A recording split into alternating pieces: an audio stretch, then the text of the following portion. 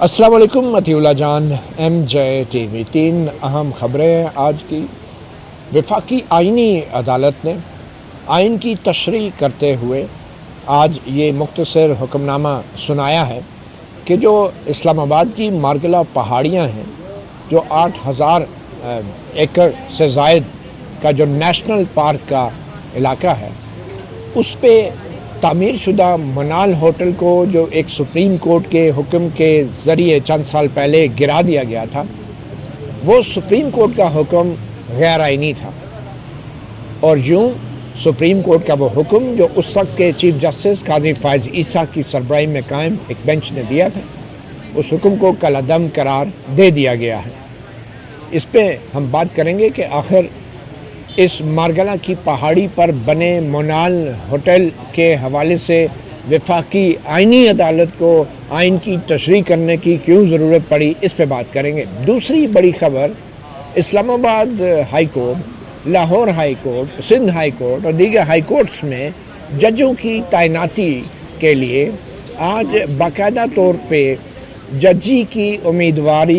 امیدواروں کے انٹرویو شروع ہو گئے۔ جی ہاں، یہ کوئی وفاقی پبلک سروس کمیشن کے سرکاری نوکری کے انٹرویو نہیں ہے، کوئی ملازمت کے انٹرویو نہیں ہے، یہ ہائی کورٹ کے ججوں کی اگر کہیں بھرتی کے لیے انٹرویو ہیں تو غلط نہیں ہوگا۔ بھرتی اس لیے کہ بھرتی کے لیے بھی تو انٹرویو دیے جاتے ہیں۔ کسی زمانے میں انٹرویو دینا جج بننے کے لیے یا جج بننے کی خواہش کا اظہار کرنا بڑا معیوب سمجھا جاتا تھا، مگر اب یہ کام بھی شروع ہو گیا ہے۔ اور آج کچھ لوگوں نے اسلام آباد ہائی کورٹ کے حوالے سے انٹرویو دیے ہیں اور لاہور ہائی کورٹ کے حوالے سے، اور کل بھی یہ انٹرویو جاری رہیں گے، اس پہ بھی بات کریں گے۔ تیسری ایک اہم خبر جو کہ سابق وزیر اعظم عمران خان کی جو بہن ہیں علیمہ خانم، انہوں نے حال ہی میں پہلی بار اب عوامی رابطہ مہم شروع کرنے کا اعلان کیا ہے، اور اپنا پہلی جو ریلی تھی ان کی وہ دیر میں جو کل نکالی گئی، دیر کے علاقے میں، وہاں پہ ان کو بڑی عوامی پذیرائی ملی، مگر اس عوامی پذیرائی کے ساتھ ساتھ کچھ تنقید بھی ہونا شروع ہو گئی ہے کہ عمران خان اور PTI جو موروثی سیاست کے خلاف باتیں کرتی تھی اور اعلانیہ پالیسی تھی، اب اس پارٹی کے اندر بھی موروثی سیاست آتی جا رہی ہے۔ اور یہ تنقید صرف PTI کے ناقدین نہیں کر رہے ہیں، بلکہ PTI کے اندر سے بھی بظاہر جو PTI کے وفادار لوگ ہیں ان کی طرف سے بھی کچھ تنقید آ رہی ہے۔ اس کے اوپر بھی ہم بات کریں گے۔ پہلے بات کرتے ہیں مارگلہ کی، ان پہاڑیوں کی جو آپ میرے پیچھے آپ کو شاید ابھی نظر نہیں آئیں گی۔ بہت خوبصورت پہاڑیاں ہیں۔ یہ 1979 میں ایک وائلڈ لائف مینجمنٹ بورڈ کا ایک قانون جنرل ضیاء الحق کے دور میں منظور ہوا، جس کے تحت مارگلہ کی پہاڑیوں کو قومی پارک، نیشنل پارک ڈکلیئر کر دیا گیا۔ اور یہ مارگلہ کی پہاڑیاں تقریباً 11000 ایکڑ سے زائد کا یہ علاقہ ہے، اور ان پہاڑیوں کے علاوہ راول لیک کے ارد گرد کا بھی یہ علاقہ ہے، شکر پڑیاں بھی جو ایک علاقہ ہے وہ بھی نیشنل پارک کا ایریا ہے۔ اور مارگلہ کی پہاڑیاں سب سے خوبصورت یہ علاقہ ہے۔ ابھی تک یہاں پہ کوئی ہاؤسنگ سکیم نہیں آئی تھی۔ تو ان پہاڑیوں میں قائم ایک ہوٹل جو کہ منال ریسٹورنٹ کے نام سے مشہور ہوا، جن کے مالک جو تھے افضل صاحب، ان کے بھائی کیبنٹ سیکرٹری بھی تھے۔ اور منال ہوٹل کے لیے مصیبت تب آ گئی کہ جب CDA کو بھی انہیں کرایہ دینا پڑ گیا، کیونکہ CDA جو تھی وہ مارگلہ ہلز کے معاملات چلا رہی تھی، اور جو وائلڈ لائف مینجمنٹ بورڈ تھا اس کے پاس انفراسٹرکچر نہیں تھا، افرادی قوت نہیں تھی، تو CDA نے ایک قسم کا عملی طور پہ کنٹرول کیا ہوا تھا مارگلہ ہلز کے اوپر۔ تو انہوں نے CDA کو کرایہ دینا شروع کر دیا، تو اچانک بیچ میں وزارت دفاع افواج پاکستان کی طرف سے، جو GHQ کی ایک ڈپارٹمنٹ ہے، ان کی طرف سے یہ دعویٰ کیا گیا کہ یہ زمین 1906 میں انگریزوں نے جو ہے پاک فوج کو دی تھی۔ اس وقت پاکستان تو نہیں تھا، 1906 میں تو پاکستان مسلم لیگ بھی نہیں تھی، بلکہ صرف مسلم لیگ تھی شاید۔ تو بہرحال اینی وے مسلم لیگ بنی، 1906 میں، اور 1906 میں جو ہے بمطابق ہمارے عسکری جو قانون دان تھے یا نمائندے، انہوں نے کہا کہ جی انگریزوں نے یہ ہمیں زمین گھوڑے چرانے کے لیے دی تھی، یہ گریزنگ گراؤنڈ تھے۔ یہ دعویٰ 1906 کا کوئی ایک ڈاکومنٹ تھا۔ تو یہ معاملہ اسلام آباد ہائی کورٹ میں ایسے پہنچا کہ جب فوج نے دعویٰ کیا یہ ہماری زمین ہے، تو منال ریسٹورنٹ کے جو مالک تھے وہ مجبور ہو گئے کہ وہ فوج کو بھی کرایہ دیتے رہے اور سی ڈی اے کو بھی کرایہ دیتے رہے، لاکھوں روپے دونوں کو اب وہ کرایہ دینا شروع ہو گئے، اور کافی عرصے تک یہ سلسلہ چلتا رہا۔ امیجن کریں کرپشن کی انتہا، بدنیتی کی انتہا، اور منافع اور پرافٹ کی انتہا، کہ دو ادارے کرایہ لیتے رہے اور یہ منال والے یہ کرایہ دیتے رہے۔ پھر اچانک ایک دفعہ تنگ آ کے کہیں کسی نے ان کو مشورہ دیا کہ ہائی کورٹ چلے جائیں، وہ جو کہتے ہیں نا گیدڑ کی موت آتی ہے تو شہر کا رخ کرتا ہے، تو منال والوں نے اسلام آباد ہائی کورٹ میں ایک نیچے عدالت سے کیس چلتا آیا، تو انہوں نے ایک اپیل دائر کی، اسلام آباد ہائی کورٹ میں آ گئے۔ تو اسلام آباد ہائی کورٹ میں چیف جسٹس عطا من اللہ تھے، انہوں نے کیس ان کے سامنے لا گیا۔ یہ معاملہ کرائے کا تھا کہ کرایہ جو ہے کس کو دیا جائے، مطلب کہ افواج پاکستان کو دیا جائے یا سی ڈی اے کو دیا جائے۔ تو وہاں پہ کچھ معاملات، سوال جو آپ کچھ معلومات جو ججز عام طور پہ کرتے ہیں انہوں نے کیے۔ تو چیف جسٹس عطا من اللہ نے جب پوچھا کہ آخر یہ زمین ہے کس کی، تو اس کے اوپر پھر تنازع کھڑا ہو گیا۔ افواج پاکستان کی طرف سے کہا گیا کہ جناب یہ ہماری زمین ہے، سی ڈی اے کی طرف سے کہا گیا یہ ہماری زمین ہے، اور وہاں پہ وائلڈ لائف مینجمنٹ بورڈ آ گیا، انہوں نے کہا ان دونوں کی نہیں ہے، یہ تو نیشنل پارک ہے۔ یہ جو وائلڈ لائف مینجمنٹ بورڈ کا قانون تھا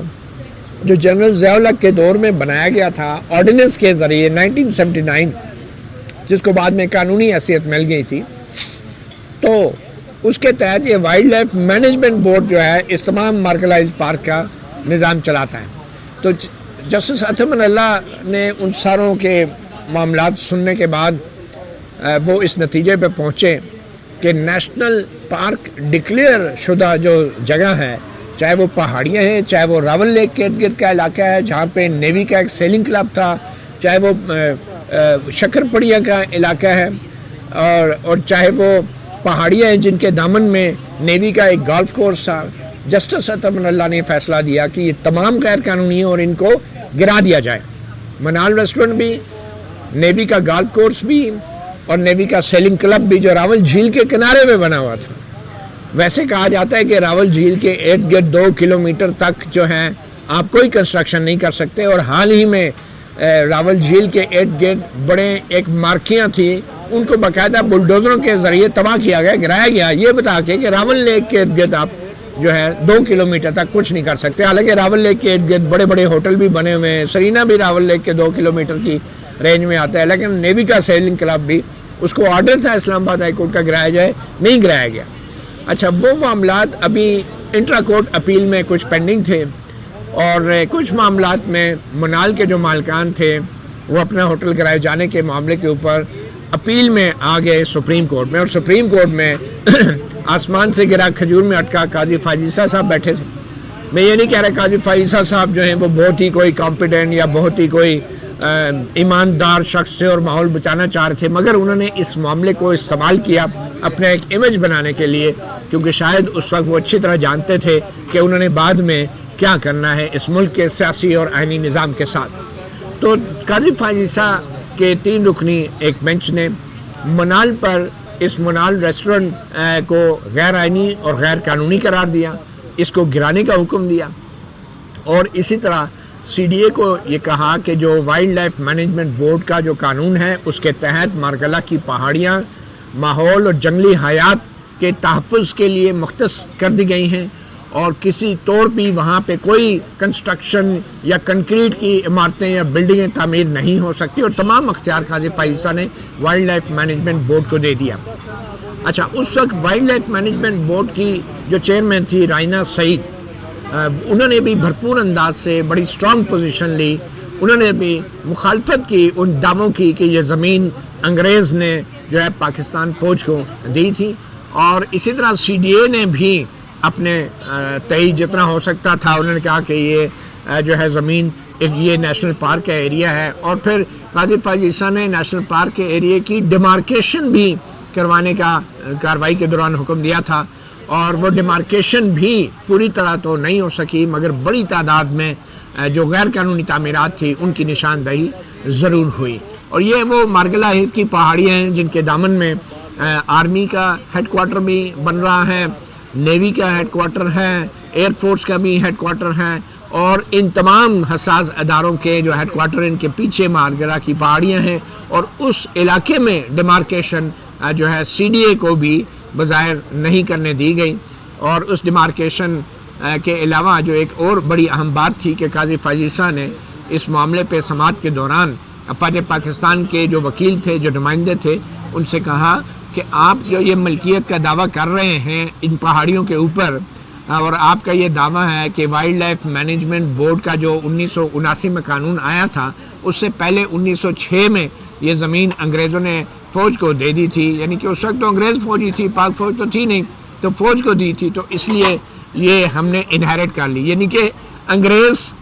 فوج کو جو زمین تھی وہ پاک فوج کو انہیرٹ ہو گئی، تو اس لیے یہ یہاں پہ پارک نہیں ہو سکتا۔ حالانکہ یہ پارک والا قانون نیشنل پارک کا یہ لایا ہی جنرل ضیاء الحق کے دور میں گیا تھا، پاک فوج کے سربراہ تھے، انہوں نے یہ قانون کی منظوری دی تھی۔ بہرحال اینی وے، تو یہ جو دعویٰ تھا کہ یہ انگریز فوج نے یہ زمین لی تھی اور بعد میں ہم انگریز فوج کے وارث سے، بظاہر تو مطلب یہی تھا، اس دعوے کو قاضی فائز عیسیٰ نے اس کی تصدیق کرنے کے لیے ایک سوال کر دیا، اور سوال یہ تھا کہ وہ کاغذ لا کے دکھایا جائے جو جس کاغذ کی بنیاد پہ آپ کہہ رہے ہیں کہ یہ انگریز فوج کے 1906 میں انگریز فوج کو یہ زمین ملی تھی اور ان کے زیر استعمال رہی ہے، اور انگریزوں کے گھوڑے جو ہیں وہ یہ اس زمین پہ گھاس چرتے رہے۔ قاضی فائز عیسیٰ کمرہ عدالت میں بیٹھے تھے، ہم لوگ بھی کورٹ رپورٹر موجود تھے، انہوں نے وقت دیا، انہوں نے وقفہ کیا سماعت میں، اور افواج پاکستان کے وکیل سے کہا کہ آپ جا کے وہ کاغذ لے کر آئیں۔ افواج پاکستان کے جو متعلقہ افسران تھے، وہاں سینئر افسر بھی بیٹھے تھے، وہ گئے اور واپس نہیں آئے، انتظار کیا عدالت نے، سپریم کورٹ آف پاکستان نے انتظار کیا، وہ نہیں آئے، اور پھر اس کے بعد معاملات آگے چلتے رہے، اور آخر میں قاضی فائز عیسیٰ نے منال کی حد تک فیصلہ دیا۔ اب قاضی فائز عیسیٰ کا پرابلم یہ تھا، بالکل جسٹس گلزار احمد کی طرح، چیف جسٹس گلزار احمد کی طرح، کہ باقی تو ان کا بس نہیں چلتا تھا، تو انہوں نے کہا ایک آدھ عمارت جو ہے میں بھی جسٹس گلزار احمد کی طرح اگر گروا دوں گا ہوٹل تو میرے بھی بیجا ہو جائے گی، واہ ہو جائے گی۔ تو انہوں نے اس بجائے اس کے کہ آئین کی ایسی پراپر تشریح کرتے، اور جو ہائی کورٹ میں دیگر معاملات تھے، جو جسٹس اطہر من اللہ نے کہا تھا کہ نیوی کا ریول لیک کے کنارے پہ سیلنگ کلب بھی گرایا جائے، جو نیوی کا گولف کورس ہے اس کو بھی سی ڈی اے، اس کو بھی جو Margalla wild life management board ہے وہ ٹیک اوور کرے، اور سی ڈی اے اس کو ٹیک اوور کرے، وہ انلیگل ہے، اور اسی طرح دیگر معاملات تھے۔ بجائے اس کے کہ ان تمام معاملات جو کہ اسلام آباد ہائی کورٹ میں پینڈنگ تھے ان ساروں کو وہ اپنے سامنے لگاتے ہیں، انہوں نے ایک منال کے ریسٹورنٹ کی عمارت کو اپنے سامنے رکھ کے تو اس کو ایک قسم کا اپنا مد مقابل بنا کے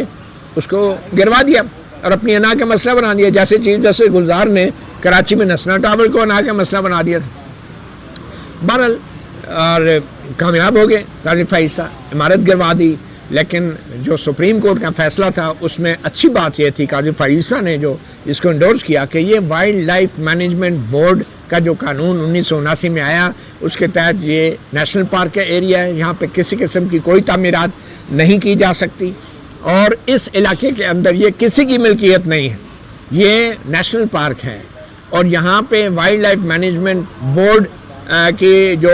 اجازت ہے، لائسنسز کے بغیر کسی قسم کی کوئی کاروباری سرگرمی نہیں ہو سکتی، اور وائلڈ لائف مینجمنٹ بورڈ کے قانون میں وہ شرائط بتائی گئی ہیں، وہ حدود و قیود مقرر کی گئی ہیں جن کے تحت یہاں پہ لکڑ کے کچھ عمارتیں بنائی جا سکتی ہیں، کچھ عارضی ہٹ بنائے جا سکتے ہیں جس سے جنگلی حیاتیات جو ہے وہ متاثر نہ ہو، وہ خوفزدہ نہ ہو، وہ بھاگ نہ جائے، اور پھر جو پودے ہیں، جو جنگلات ہیں وہ متاثر نہ ہو، یہاں پہ بہت زیادہ لائٹس نہ ہوں، بہت زیادہ سڑکیں نہ ہوں۔ تو وائلڈ لائف مینجمنٹ بورڈ کے حق پہ فیصلہ دیا کہ اب ان کا یہ کنٹرول ہوگا، اور آپ کو یاد ہوگا منال کو انہوں نے وائلڈ لائف مینجمنٹ بورڈ کے ہینڈ اوور کیا، اور اس کے بعد وائلڈ لائف مینجمنٹ بورڈ کی نگرانی میں منال ریسٹورنٹ کو گرا دیا گیا۔ اس دوران، اس کارروائی کے دوران، جو اس وقت شہباز شریف کے جو کابینہ سیکرٹری تھے وہ بھی افضال صاحب جو تھے کیبنٹ سیکرٹری، وہ بھی ذاتی طور پہ پیش ہوئے اور قاضی فائز عیسیٰ نے ان سے بھی بڑے چپتے ہوئے سوال کیے کہ آپ کابینہ کہہ سکتی ہیں اور آپ کا بھائی جو ہیں دوسرے افضل صاحب وہ ہوٹل چلا رہے ہیں، ان کو یہ اجازت آپ کی وجہ سے ملی ہوگی اور آپ نے اپنا اثر و رسوخ استعمال کیا ہوگا۔ تو بہرحال فیصلہ آ گیا، مونال ریسٹورنٹ گر گیا، سپریم کورٹ کا فیصلہ آ چکا۔ اچھا، اس کے بعد ہمارے جو اطلاعات یہ بھی ہیں کہ بعد میں ریویو بھی دائر کیا گیا، نظر ثانی کی اپیل بھی دائر، نظر ثانی جو سپریم کورٹ کے فیصلے کے خلاف ہوتی ہے حتمی، یعنی قاضی فائز عیسیٰ اس وقت چیف جسٹس تھے، یہ فیصلہ شاید اگست میں آیا تھا 2024 میں، اور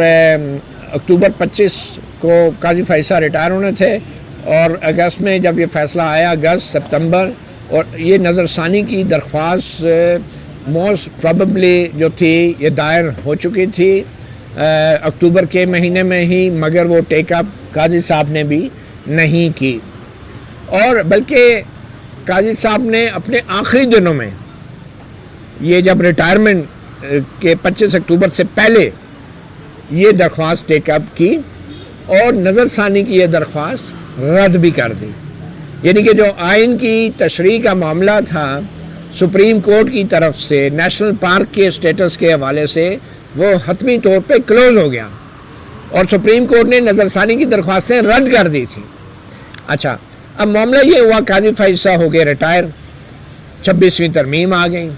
26ویں ترمیم کے بعد آئینی بینچ بن گیا، جسٹس منصور علی شاہ سینئر ترین جج ہوتے ہوئے بھی چیف جسٹس نہ بنے، جسٹس یحییٰ آفریدی چیف جسٹس بن گئے۔ تو اس دوران ایک عجیب و غریب نظر ثانی کی درخواست سی ڈی اے اور ایم سی آئی میٹروپولیٹن کارپوریشن اسلام آباد کی طرف سے دائر کی گئی۔ وہ ایشو یہ تھا کہ سپریم کورٹ نے یہ حکم دیا تھا کہ جو کرائے کی رقم جو پاک فوج اور سی ڈی اے کے بیچ میں برابر جن کو ادا ہوتی رہی، وہ سارے پیسے جو ہیں رفیق افضل صاحب کو کہا گیا کہ منال کے جو مالک تھے کہ وہ سارے پیسے جو ہیں اب آپ جو ہے نچلی عدالت کے اکاؤنٹ میں جمع کرائیں گے۔ تو وہ جو عدالت کے اکاؤنٹ میں نچلی عدالت میں جمع ہو رہے تھے جہاں سے کیس شروع ہوا تھا، جب وہ کوئی 5-6 کروڑ کی رقم ہو گئی تو اب اس کی جب پیمنٹ کی باری آئی، کیونکہ رفیق افضل تو کیس ہار چکے تھے، وہ تو آؤٹ ہو گئے، اب جھگڑا پڑ گیا کہ یہ کیا رقم یہ اسلام آباد میونسپل کارپوریشن اسلام آباد کو جائے گی، ایم سی آئی کو، یا پھر یہ سی ڈی اے کو جائے گی۔ اب دونوں میں جب جھگڑا ہوا تو وہ سپریم کورٹ کے فیصلے کی وضاحت کے لیے وہ سپریم کورٹ میں دوبارہ انہوں نے ایک نظر ثانی دائر کر دی۔ انہوں نے کہا جی اس فیصلے کو جو ہے اب یہ پیمنٹ کا معاملہ آیا تو اس پہ سپریم کورٹ فیصلہ دے کہ پیسہ کس کو جائے گا، کیا یہ سی ڈی اے کو جائے گا، ایم سی آئی کو۔ اب ان دونوں نے یہ ایک ڈرامہ کیا بظاہر، اور ڈرامہ اس لیے کیا کہ یہ معاملہ ایک بار پھر زندہ کیا جائے۔ ایم سی آئی اور سی ڈی اے نے مل کے یہ ڈرامہ کیا۔ اسلام آباد میں کوئی لوکل باڈی نہیں ہے، کوئی میئر نہیں ہے، کوئی الیکٹڈ کاؤنسلر نہیں ہے، اور جو اسلام آباد کے جو ایڈمنسٹریٹر ہیں جو خود کمشنر ہی چلاتے ہیں اور سی ڈی اے کو بھی دیکھتے ہیں، انہوں نے ایم سی آئی کو بھی بظاہر استعمال کیا، سی ڈی اے کو بھی استعمال کیا، اور سپریم کورٹ میں درخواست ڈال دی کہ جناب یہ پیسہ مجھے جانا چاہیے یا ایم سی آئی کو جانا چاہیے۔ تو جناب اس اپلیکیشن پہ ہونا تو یہ چاہیے تھا کہ سپریم کورٹ یہ فیصلہ کرتی، مگر یہ فیصلہ فوری طور پہ نہیں کیا گیا، اور پھر آ گئی 27ویں ترمیم، پھر آ گئی آئینی عدالت، اور پھر آ گئی آئینی عدالت کے چیف جسٹس امین الدین خان، جو امین ہیں پاکستان کے عوام کے وسائل کے اور پاکستان کے آئین کے۔ انہوں نے کیا کیا کہ آئینی عدالت کے سامنے یہ درخواستیں اب لگ گئی نظر ثانی کی کہ آیا یہ 5-6 کروڑ روپیہ جو کرایہ اکٹھا ہوا تھا یہ سی ڈی اے کو جانا ہے یا ایم سی آئی کو جانا ہے۔ ایم سی آئی میں نے بتا دیا ادھر تو کوئی ہے ہی نہیں ہے، ایڈمنسٹریٹر یہی بیوروکریٹ ہیں، یہی سی ڈی اے کے جو کمشنر چیف کمشنر جو باسز ہوتے ہیں وہی لوگ ہیں۔ تو انہوں نے جھگڑا بنا کے آئینی عدالت جسٹس امین الدین خان اور بلکہ آج جسٹس وہ جو حسن رضوی صاحب ہیں، حسن اظہر رضوی، ان کے بینچ کے سامنے لگ گیا۔ اب یہ آئین کی عدالت ہے، آئین کی تشریح ہو رہی ہے، 2 ججز بیٹھ کے، ایک سندھ کا اور ایک دوسرا، وہ بیٹھ کے یہ فیصلہ کر رہے ہیں کہ اسلام آباد کی مارکلہ کی پہاڑیوں کے اوپر جو بننے والا ہوٹل تھا اس نے جو پیسے جمع کرائے ہوئے تھے وہ سی ڈی اے کو جانے ہیں یا ایم سی آئی کو جانے ہیں. اچھا فیصلہ یہی کرنا تھا کہ پیسے کس کو جانے. انہوں نے جناب اس معاملے کو اوپن کر لیا آئینی عدالت نے, جو معاملہ ان کے سامنے تھا ہی نہیں. 27ویں ترمیم یہ کہتی ہے کہ جب تک وفاقی آئینی عدالت کے سامنے درخواست کے ذریعے باقاعدہ پریئرز میں استدعا میں یہ گزارش نہ کی جائے کہ ہمیں یہ چیز چاہیے, اس وقت تک وفاقی آئینی عدالت جو ہے وہ سو موٹو پرانے والے اختیارات استعمال نہیں کر سکتی. اب اس میں معاملہ پیسوں کا تھا کہ کس کو جانے, اور یہاں پہ بظاہر وفاقی آئینی عدالت نے منال ہوٹل والا معاملہ کھول دیا. اور وہ منال ہوٹل جس کی نظر ثانی سپریم کورٹ پہلے خارج کر چکی تھی, it was a past and close transaction, اس کو دوبارہ ری اوپن نہیں کیا جا سکتا تھا, مگر سپریم کورٹ نے کیا, بلکہ وفاقی آئینی عدالت نے کیا, جسٹس حسن اظہر رضوی نے ان کے بینچ نے کیا. اور اب جو آج جو فیصلہ آیا ہے جس کا ابھی تحریری حکم نامہ جاری ہونا ہے, اس کے مطابق سپریم کورٹ نے جو فیصلہ منال ریسٹورنٹ کو گرانے کا کیا تھا اور یہ کہا تھا کہ یہ مارگلا ہلز جو ہیں یہ کسی کی ملکیت نہیں, یہ نیشنل پارک ہے, بظاہر وہ فیصلہ اپنے اختیارات سے تجاوز کر کے دیا تھا. حالانکہ یہ ایشو وفاقی آئینی عدالت کے سامنے بظاہر تھا ہی نہیں, کیونکہ منال ریسٹورنٹ والے اپنی نظر ثانی ہار چکے تھے اور یہ پاسٹ اینڈ کلوز ٹرانزیکشن تھی. لیکن کیا ہے کہ وفاقی آئینی عدالت کے ججز نے بظاہر کرائے کی رقم کی تقسیم کے معاملے سے آگے بڑھ کے 27ویں آئینی ترمیم کی خلاف ورزی کرتے ہوئے وہ چیز منال کو دے دی جو منال جو پارٹی اس کے سامنے تھی نہیں. اور یہ وہ ججز ہیں جو کہتے تھے کہ پی ٹی آئی تو ہمارے سامنے ہے ہی نہیں, اس کو مخصوص نشستیں کیسے دے دیں. انہوں نے آج منال کو ریلیف دی ہے, منال کو فائدہ دیا ہے. تو اب یہ ہوا ہے کہ یہ بھی سننے میں آ رہا ہے کہ جو آرڈر آئے گا اس آرڈر کا مطلب یہ ہوگا کہ شاید جو مارگلا ہل کی ملکیت کے حوالے سے سپریم کورٹ نے فیصلہ دیا ہے وہ فیصلہ بھی غلط تھا. یعنی کہ یہ نیشنل ہل پارک ہے اور یہاں پہ کوئی کنسٹرکشن نہیں ہو سکتی. یعنی کہ جو افواج پاکستان کا جو دعویٰ تھا مارگلا کی ان پہاڑیوں پہ, وہ دعویٰ بحال ہو گیا ہے تکنیکی اعتبار سے. اگر یہ آرڈر اگر سپریم کورٹ کا پورا آرڈر ہی سیٹسفائڈ ہو جاتا ہے, اور پھر اب دیکھنا یہ ہے کہ کیا وفاقی آئینی عدالت اس حد تک جائے گی کہ یہ زمین اٹھا کے افواج پاکستان کو دے دے گی, یا پھر وہ کہے گی کہ معاملات کیونکہ اسلام آباد ہائی کورٹ میں پینڈنگ ہے تو پہلے وہاں پہ ڈیسائیڈ ہو. اب یہ دیکھنا ہے کہ یہ کیس ریمانڈ ہوگا یا کیا, کیونکہ چلیں اگر سپریم کورٹ نے اپنے اختیارات سے تجاوز کیا بھی ہے تو اس کا کیا مطلب ہے کہ زمین اٹھا کے آپ دے دیں گے کسی کو بھی جو کہہ رہا ہے مجھے انگریز نے دی تھی. یہ اب دیکھنے کی بات ہے, اور مجھے تو لگتا ہے کہ اب تو معاملہ کسی حد تک بھی جا سکتے ہیں کیونکہ اب تو کوئی پوچھنے والا نہیں ہے. اور پھر اسی کو لے کے آگے چلتے ہیں ججوں کی اپائنٹمنٹ کے حوالے سے کہ جسٹس حسن اظہر رضوی جنہوں نے یہ منال کے حوالے سے فیصلہ دیا, انہوں نے آج ایک ایسی کمیٹی کی بھی سربراہی کی کہ جو کمیٹی اسلام آباد ہائی کورٹ میں ججوں کی تعیناتی کے امیدواروں کا انٹرویو کر رہی تھی. یہاں تک نوبت آ گئی ہے کہ اب وکیل جو ہے ہائی کورٹ کا جج بننے کے لیے انٹرویو کی تیاری کرتے ہیں, انٹرویو دیتے ہیں, اور بالکل ایسے جیسے کوئی نوکری مانگنے کے لیے درخواست گزار جو ہے سرکاری دفتر کے باہر لائن لگا کے کھڑا ہوتا ہے. یہ اوقات ہو گئی ہے ہماری ہائی کورٹس کی کہ ان کے ججز جو ہیں, اچھا اس سے یہ بات نہیں ہے کہ پہلے کسی نے انٹرویو نہیں دیا. اسلام آباد ہائی کورٹ کے ججز تھے جسٹس بابر ستار, جسٹس طارق محمود جہانگیری, وہ پارلیمنٹ کے سامنے پیش ہوئے. پارلیمنٹ جس کو آئین میں بالادستی حاصل ہے, وہ آئین میں ترمیم کی گئی تھی ایک, جس میں پارلیمنٹ کی جو پارلیمانی کمیٹی تھی, ججز جو امیدوار ہوتے تھے وہ پیش ہوتے تھے. وہ ایک ڈفرنٹ آئینی فورم تھا. مگر یہاں پہ جو کمیٹی بنی گئی اس میں کون تھے جی, اس میں انٹرویو لینے والے ایک تو آئینی عدالت کے جج, ایک سپریم کورٹ کے جج, ایک تو اٹارنی جنرل ہو گئے, وہ انٹرویو لے رہے ہیں. پھر ایک جسٹس, وہ جسٹس کہہ رہا ہوں کسی زمانے میں تھے, وہ پی سی او بعد میں فارغ کر دیے گئے تھے, ایڈوکیٹ ایسن بون. اب ایسن بون انٹرویو لیں گے جج کی نوکری کے لیے, لوگوں کو نوکری دینے کے لیے, اور جسٹس پھر منہ سے جسٹس نکل رہا ہے. اب جسٹس کا بھی یہی حال ہو گیا کہ ایسن بون صاحب کے نام کے ساتھ بھی جسٹس لگتا ہے. مگر یہ ہے کہ احسن بون صاحب خود ان کو کم از کم بہت سارے صحافیوں نے کورٹ رپورٹر سے جو میری بات ہوئی ہے ان کو میں نے کبھی کسی کانسٹیٹیوشنل ایشو کے اوپر دلائل دیتے کسی عدالت میں نہیں سنا. ان کی واحد اگر کوئی مہارت ہے تو کیس لگوانے کی ہے, اور شاید اسی وجہ سے وہ بڑے مہنگے وکیل تصور کیے جاتے ہیں. اور جسٹس حسن اظہر رضوی کے ساتھ اس کمیٹی میں بیٹھ کے نئے ججز کی تعیناتی کر رہے تھے, اور انہی جسٹس حسن اظہر رضوی کی آئینی عدالت سے آج انہوں نے ریلیو لیا, کیونکہ ایڈوکیٹ احسن بون جو تھے وہ رفیق افضل صاحب جو منال کے مالک تھے ان کے بھی وکیل تھے. اب دیکھنے کی بات ہے کہ وفاقی آئینی عدالت میں کیسے منال کے مالک فریق بن گئے, کیونکہ پہلے تو ان کی نظر ثانی ڈسپلیس ہو چکی تھی. تو بہرحال ججز کے اوپر آتے ہیں. اب سوال یہ پیدا ہوتا ہے کہ کیا انٹرویو میں کیا پوچھا گیا ہوگا. ہاں جی کیا حال ہے آپ کے بچے کتنے ہیں, آپ کا کوئی ریفرنس ہے, کوئی بیک ہے, کیا پوچھا گیا ہوگا انٹرویو میں. کسی زمانے میں کہا جاتا تھا کہ جو وکیل جج بننے کی خواہش کا بھی اظہار کرتے ہیں وہ نااہل ہو جاتے ہیں. اور یہاں پہ اب یہ حال ہو گیا کہ ججز نوکری کے لیے, ہائی کورٹ کے جج کی نوکری کے لیے ایک ایسی کمیٹی کے سامنے پیش ہو رہے ہیں کہ جن میں صرف ججز نہیں ہیں یا صرف پارلیمنٹیرین نہیں ہیں, اس میں وکیل بھی ہیں, اس میں عام جو پی ٹی آئی کے جو یا نون لیگ کے جو سیاستدان ہیں اور جو دیگر وکلاء ہیں وہ بیٹھے ہوتے ہیں کمیٹی میں اور سوال جواب کر رہے ہوتے ہیں. اور وہی وکلاء پھر جا کے انہی ججز کے سامنے پریکٹس بھی کرتے ہیں,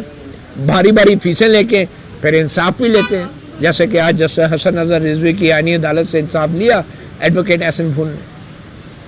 تو کوئی ضابطہ اخلاق نہیں ہے اس جوڈیشل کمیشن کا جس کے ذریعے اب یہ ججوں کی تعیناتیاں کی جاتی ہیں کہ بھئی جو اراکین وکلاء ہیں کیا ان کو پریکٹس چھوڑ نہیں دینی چاہیے کہ آپ جج بناتے بھی ہیں اور جج کے سامنے پیش ہو کے فیصلے لیتے بھی ہیں. کون جج انکار کرے گا احسن بون جیسے طاقتور وکیل کو کہ جس کی ایک ووٹ سے جو ججز بنتے ہیں اور بگڑتے ہیں, وہ صرف ایک ووٹ نہیں ہوتی, پورا ایک گروپ ہوتا ہے. تو کوئی ضابطہ اخلاق نہیں ہے. اور پھر وہی ججز جو ہے ان ججز کو تو یہ ذمہ داری تو زیادہ ججز پہ آتی ہے کہ ان کو چاہیے کہ میں جن وکیلوں کو دلائل سن کے فیصلے دیتا ہوں, اربوں اور کروڑوں روپوں کے فیصلے دیتا ہوں, مطلب یہ ہے کہ اس مقدمے کی جو مالیت ہوتی ہے,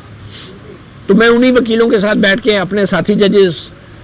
کو منتخب کروں گا یا ان کی تعیناتی کروں گا. یہ تو ججز کو زیادہ سوچنا چاہیے. تو بہرحال یہ ججوں کی جو تعیناتیاں ہو رہی ہیں اس وقت ایک لائن لگی ہوئی ہے اور ایک سیویز ہے, کوئی رپورٹڈ ججمنٹس کا کوئی پوچھنے والا نہیں ہے کہ بھئی آپ کی رپورٹڈ ججمنٹ کیا ہے. اس حوالے سے میں نے جب اسلام آباد ہائی کورٹ کے جو نو منتخب متنازع صدر تھے ایڈوکیٹ واجد گیلانی, ان سے جب یہ پوچھا کہ بھئی آپ جج کے اہل ہیں, تو ان کا یہ کہنا تھا میری آنکھیں نظریں بھی 4x4 ہیں اور ٹانگیں بھی 4x4 ہیں. مجھے تھوڑی دیر کے لیے لگا کہ یہ ایڈوکیٹ واجد گیلانی نہیں ہے, یہ جھیل سیف الملوک کے کچے راستے پہ چلنے والی وہ جیپ ہے جو کوئی 4x4 ہے اور جس کی لائٹیں بھی 4x4 ہیں. ہم نے تو سنا تھا کہ نظریں 6x6 ہوتی ہیں, ٹانگیں 4x4 ہو سکتی ہیں, لیکن ایڈوکیٹ واجد گیلانی صاحب کی نظریں بھی 4x4 ہیں. یہ تو شاید کمزور ہو گئی. مگر مسئلہ یہ ہے کہ ایڈوکیٹ واجد گیلانی بھی ان وکلاء کی یونین ایکٹیوسٹ میں سے ہیں کہ جن کو بہت کم لوگوں نے بڑے آئینی معاملات کے اندر یا بڑے کیسز کے اندر دلائل دیتے سنا ہے. اور آج انہوں نے جب یہ مجھے انٹرویو میں کہا کہ میں کوئی قد بت میں کوئی فرق ہے, میرا کوئی قد چھوٹا ہے کہ میں جج نہیں بن سکتا, تو بظاہر ایڈوکیٹ واجد گیلانی جو ہیں ان کا نام بھی امیدواروں کی فہرست میں شامل کیا گیا. اور کیوں نہ کیا جاتا, 26ویں آئینی ترمیم کو انہوں نے بھرپور سپورٹ کیا, 27ویں آئینی ترمیم کو ایڈوانس میں سپورٹ کیا اور پھر بعد میں بھی سپورٹ کیا. تو یہ گیو اینڈ ٹیک تو جاری ہے حکومت کی طرف سے, اور یہی وہ معاملات ہیں جن کی وجہ سے عوام کا جو ہے وہ عدلیہ پہ اعتبار بھی ختم ہوتا جا رہا. آخر میں علیمہ خانم دیر میں عوامی ریلی کے اندر بڑی انہیں پذیرائی ملی, اور میں سوشل میڈیا پہ دیکھ رہا تھا علی محمد خان کی طرف سے ایک ٹویٹ ڈالی گئی کہ میں جو ہوں موروثی سیاست پہ یقین نہیں کرتا. اور علی محمد خان جو ہے वो PTI के MNA हैं और बड़ा टश टुश रह के अपने आप को रखते हैं और एंटी इस्टेब्लिशमेंट होने का भी तासुर देते हैं। लेकिन समझने की बात यह है कि अलीमा खानम का दीर में निकलना पब्लिकली, क्या वो एक उस बहन की तरह फरियादी बन के निकल रही हैं कि जिनका भाई साबिक वज़ीर आज़म जेल में है और उनको मुलाकात भी नहीं करने दी जा रही? अगर वो रैली में चली गई हैं तो PTI के ये कौन लोग हैं जिनको ये खदशा पैदा हो गया है कि वो सियासत में आ रही हैं? क्या अहले खाना मुतासरीन के, विक्टिम्स के, कैदियों के, क्या वो सड़क पे नहीं निकलने का उनको कोई हक नहीं है? क्या उनका आज़ादी राय नहीं है? क्या उनको फ्रीडम ऑफ मूवमेंट नहीं है? और वो निकली है, लोग भी निकले। ये तो वो काम है जो अली मोहम्मद खान जैसे लोगों को करना चाहिए था। ये क्यों नहीं निकलते? ये हर रोज़ शेरवानी इस्त्री करवा के, बालों को जेल लगा के, तस्बीह हाथ में पकड़ के MNA की सीट पे बैठ जाते हैं और प्रेस कॉन्फ्रेंस में या अडियाला जेल के बाहर भी खड़े होते हैं। लेकिन इसके अलावा क्या किया है? PTI के बहुत से ऐसे लोग हैं। तो मुझे तो लगता है कि इस तरह के बयान जो PTI के अंदर से आ रहे हैं ये बिल्कुल वैसे ही हैं कि कुछ जैसे एडवोकेट शेर अफजल मरवत साहब बड़े खुल के बाद में सामने आए थे, तो अब बहुत सारे PTI के लोग जो हैं वो शेर अफजल मरवत के डगर पे उसी उनके नक्श कदम पे चलने की कोशिश कर रहे हैं। और अलीमा खान का यूँ बाहर निकलना मेरे ख्याल में उसको मोरूसी सियासत कहना इसलिए भी बहुत अनफेयर है कि मोरूसी सियासत तो उस वक्त होती है जब मुल्क में सियासत हो रही हो। जब मुल्क में सियासत ही नहीं हो रही, जब मुल्क में सियासतदान जो है जेलों में डाले गए, 10-10 साल कैद सुनाई गई है, सड़कों पे किसी को निकलने की इजाज़त नहीं है, जब सियासत ही नहीं हो रही, आप इधर बैठ के रोना रो रहे कि जी मोरूसी सियासत के हम खिलाफ हैं। तो आप सियासत कर लेना। फिर आपने खुद सियासत भी नहीं कर पा रहे, और अगर साबिक वज़ीर आज़म की जो बहन है वो सड़क पे एहतजाज करती हैं तो आपको ख़तरा पैदा हो जाता है कि ये मोरूसी सियासत है। आपके नज़दीक इसके अलावा कोई अहम बात नहीं है। आपका लीडर जेल में पड़ा है, आपके लीडर से ना वकीलों की मुलाकात होती है, ना उसके अहले खाना से मुलाकात होती है, और आप इधर बैठ के ट्वीटें कर रहे हैं कि मैं मोरूसी सियासत के बहुत खिलाफ हूँ। तो ये मोरूसी सियासत का ये बहस करने का वक्त नहीं है। वो वक्त तब आए कि जब इमरान खान बाहर हो और इमरान खान के होते हुए अलीमा खान जो है कोई सियासी सरगर्मी करे, फिर आप कहें कि ये मोरूसी सियासत हो रही है और खान साहब आप बताएं ये होना चाहिए या नहीं। बंदा जेल में है, उससे किसी को आप बात नहीं करने दे रहे, वो कोई वजाहत नहीं दे पा रहा, वो इल्ज़ामात का जवाब नहीं दे पा रहा, और आप उन्हीं की कमर में छुरा घोंप रहे हैं और इस तरह की ट्वीटर और बयान दे के इस्टेब्लिशमेंट की किसी खिड़की पे अपनी हाजिरियाँ लगवा रहे हैं, अंगूठे लगा रहे हैं आप इस तरह के बयान दे के। तो मेरा ये ख्याल है कि ये वक्त मोरूसी सियासत के ऊपर बहस का है ही नहीं, क्योंकि पहले इस मुल्क में सियासत बहाल हो तो उसके बाद मोरूसी सियासत की बात होनी चाहिए, बिल्कुल होनी चाहिए। मगर ये भी मैं आपको बता दूं, पाकिस्तान के अंदर अगर आज भी कुछ सियासी जमातों का जो निशान है, सिर्फ एक निशान ही रह गया है, पीपल्स पार्टी है या नवाज शरीफ है, उसकी वाहिद वजह मोरूसी सियासत है। क्योंकि शायद जो खूनी रिश्ते हैं उन्हें इतनी आसानी से ख़रीदा नहीं जा सकता, और इस्टेब्लिशमेंट के लिए पार्टी तोड़ना उस वक्त मुश्किल हो जाता है जब एक बड़ी सियासी जमात के अंदर एक ख़ानदान के लोग अहम ओहदों पे बैठे होते हैं। तो इसलिए मोरूसी सियासत अगर है भी तो ये एक किस्म का दिफाई निज़ाम है, डिफेंस मैकेनिज़्म है एक सियासी जमात का अपने वजूद को बचाने के लिए। और इस वक्त जो सूरत हाल है इसके अंदर अगर अलीमा खान बाहर निकलती हैं तो डेफिनेटली उनको सियासी जमात को भी भरपूर अंदाज में सपोर्ट करना चाहिए। जब इमरान खान बाहर आ जाएंगे तो फिर उनके बयान से मालूम होगा कि क्या वो वाकई मोरूसी सियासत के हक़ में हैं या नहीं। मतीउल्लाह जान, MJ TV से इतना ही, इजाज़त दीजिए, अल्लाह हाफ़िज़।